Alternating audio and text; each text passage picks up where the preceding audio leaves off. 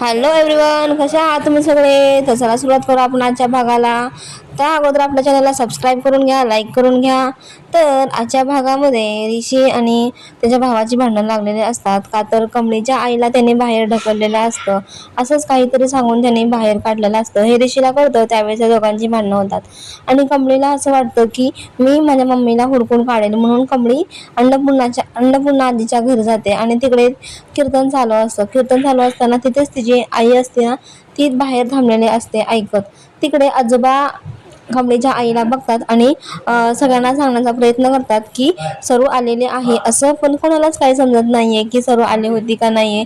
म्हणून ते पण ज्यावेळेस कामिनीला सरू मावशी बघतात, त्यावेळेस कामिनी बरोबरच ती पण बाहेर पडते, कारण तिला असं वाटलेलं असतं की कामिनीने माझ्या कमळीला कुठेतरी नेऊन टाकलेलं आहे, घेऊन गेलेले आहे.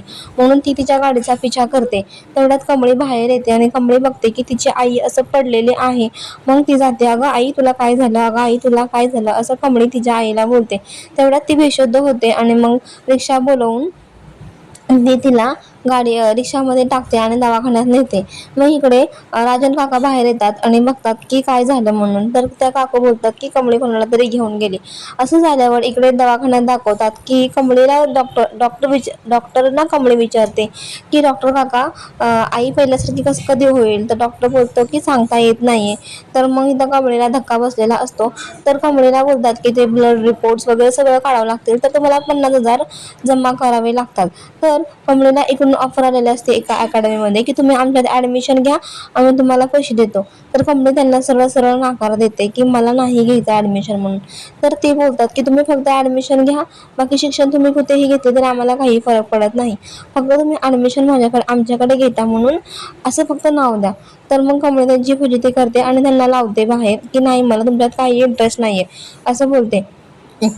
इथूनच मग ते लिंगी बोलते, अगं आता तू हे पण संधी सोडली, तू पैसे आणणार कोणी कुठून? चांगलं होतं ना, 50,000 भेटत होते आपल्याला. पण कमळी नंतर काहीतरी विचार करते आणि बोलते माझ्याकडे एक मार्ग आहे. मग असं काहीतरी बोलून इथूनच संपलेला आहे एपिसोड. त्याला भेटूयात नेक्स्ट व्हिडिओमध्ये. बाय बाय, सबस्क्राईब करा.